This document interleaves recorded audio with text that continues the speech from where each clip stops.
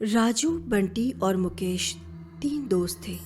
तीनों बहुत ही शातिर और माहिर चोर थे। इन तीनों ने पूरे शहर में किसी भी अमीर और बड़े लोगों को नहीं छोड़ा था, लेकिन ये कभी पकड़े नहीं गए।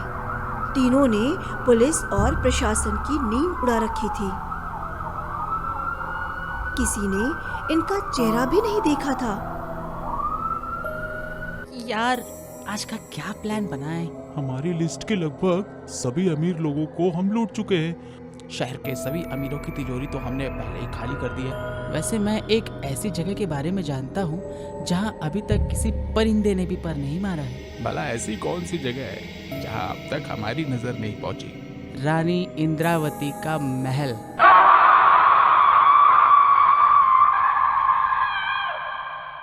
पागल हो गया है क्या?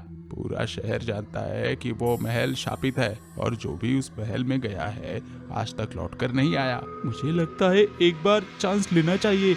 अगर कोई बड़ा खजाना हाथ लग जाए तो हमारा मकसद पूरा हो जाएगा। माना कि हम कोई आदतन चोर नहीं है, बल्कि किसी बड़े मकसद की वजह से शहर के अमीरों की तिजोरियों को लूटी है, लेकिन अगर हम डरेंगे तो हमारा मकसद कभी पूरा नहीं हो पाएगा। ठीक है, हमारे नेक मकसद के लिए मैं इस भयानक रात का सामना करने के लिए तैयार हूँ। तीनों एक कार में बैठकर जा रहे होते हैं। कुछ ही देर में वो उस पहाड़ के नीचे पहुंच जाते हैं जहां से ऊपर वो महल दिखाई दे रहा था। रात के अंधेरे में उस महल का दृश्य बहुत ही भयानक दिख रहा था। तीनों ने अपने बैग, रस्सियां और कुछ सामान साथ में लिए और टॉर्च की रोशनी से उस पहाड़ पर चढ़ने लगे। कुछ देर में हांफते हुए वो महल के पीछे की ओर पहुंच गए। ऊपर दिखती हुई एक खिड़की में रस्सी फंसाई और रस्सी के सहारे तीनों अंदर महल में पहुंच गए। टॉर्च की रोशनी से उन्होंने देखा कि वो महल धूल और मिट्टी से भरा हुआ था। वो तीनों आगे बढ़कर तहखाने का रास्ता ढूंढने लगे। उन्हें पता भी नहीं था कि दो भयानक लाल आंखें लगातार उन पर नजर गड़ाए हुए थी।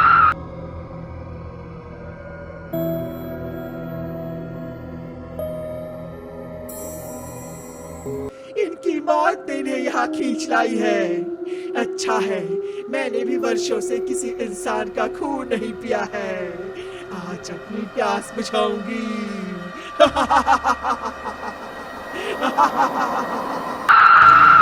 इस खतरे से अनजान तीनों वो तहखाने ढूंढ रहे थे। इतने बड़े महल में हम वो तहखाना कहाँ ढूंढेंगे? कहीं ना कहीं तो जरूर मिलेगा तहखाने का रास्ता।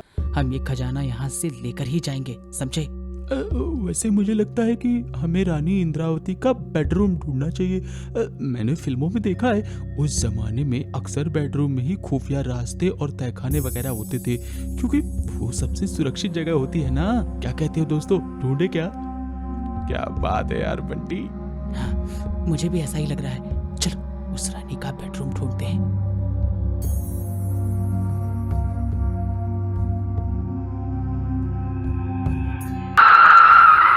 तो ये बुद्धिमान भी है।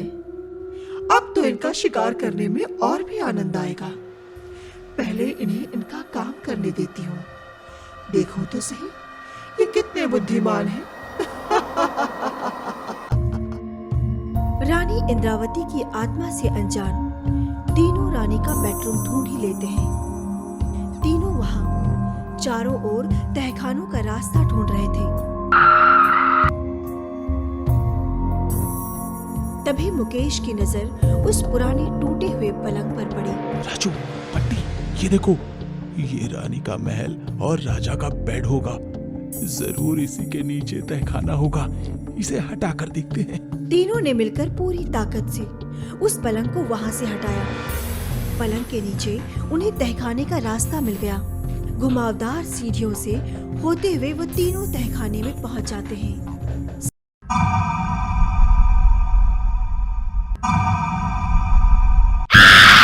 सामने हीरे जवाहरात, अशर्फियां, सोने चांदी के मोहरे और बहुत सारे गहने आभूषण वगैरह थे। तीनों की आंखें फटी की फटी रह गईं। दोस्तों, आखिरकार हम खजाने तक पहुंच ही गए। ओ यार, मुझे भी यकीन नहीं हो रहा है। आखिरकार हम सफल हुए। अब हमारा मकसद पूरा हो जाएगा।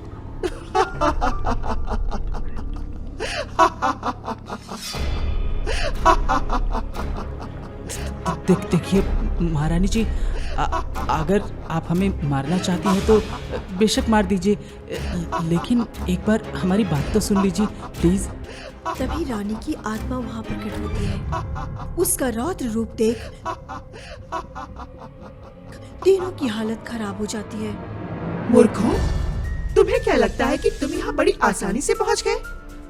मेरी नजर तो शुरू से तुम तीनों पर थी, लेकिन मुझे तुम तीनों के साहस पर हैरानी हुई थी।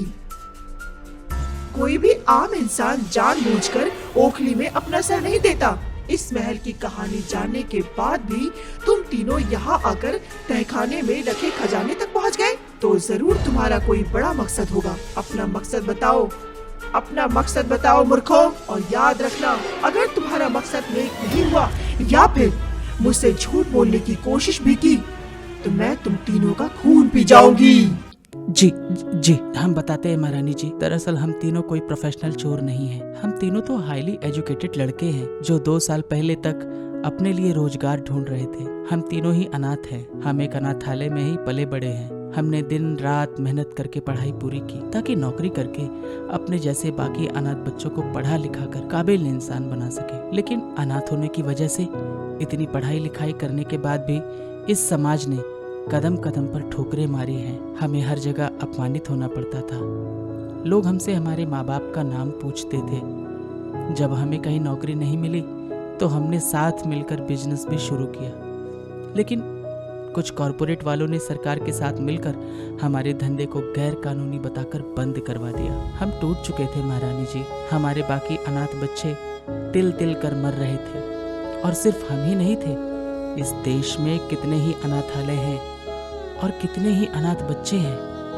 हमने कसम खाई कि अब कोई भी अनाथ बच्चा पैसों की तंगी, असुविधाओं और बेरोजगारी में नहीं मरेगा। और हमने मिलकर शहर के सभी अमीरों के घर में छुपाया हुआ काला धन चोरी करके जमा कर रखा है। इन पैसों से हम सिर्फ अनाथ ही नहीं, समाज के पिछड़े और गरीब बच्चों को उच्च शिक्षा और बेहतर जिंदगी देने की कोशिश कर रहे हैं। आप तो एक आत्मा है, चाहे तो पता कर लीजिए। राजू की बातें सुनकर उस आत्मा ने अपनी आंखें बंद की।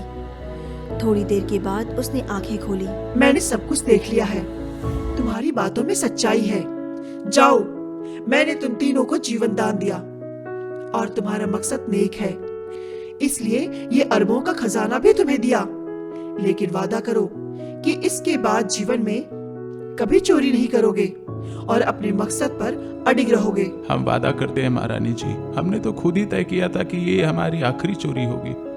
जी महारानी जी, ये ठीक कह रहा है। ये हमारी आखिरी चोरी है। एक बार हम इन बच्चों का भविष्य सुरक्षित कर ले, उसके बाद हम खुद को कानून के हवाले कर देंगे। जी महारानी जी, हमारा यही मकसद था।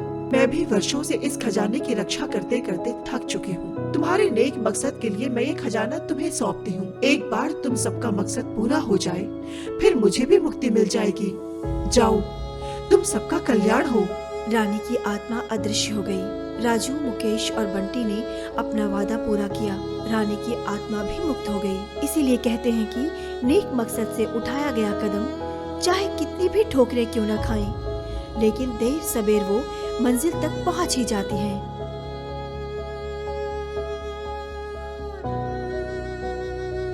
Like, share and subscribe